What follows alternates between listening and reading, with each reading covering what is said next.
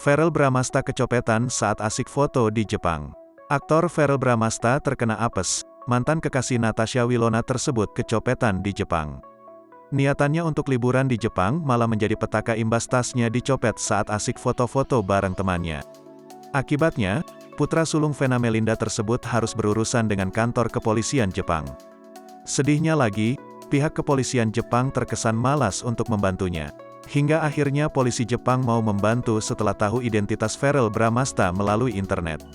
Itu pun Verrell Bramasta harus menunggu beberapa jam di kantor kepolisian Shinjuku, Jepang.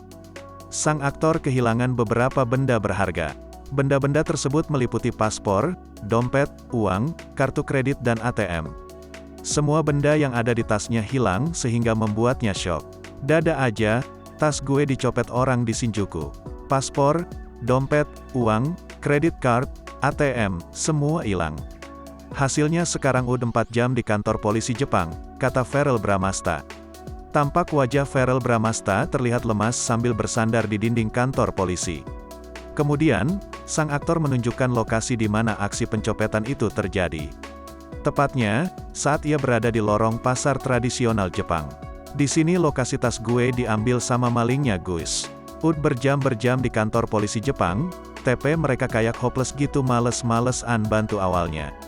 Masalahnya paspor semua dokumen penting ada di tas itu, bebernya.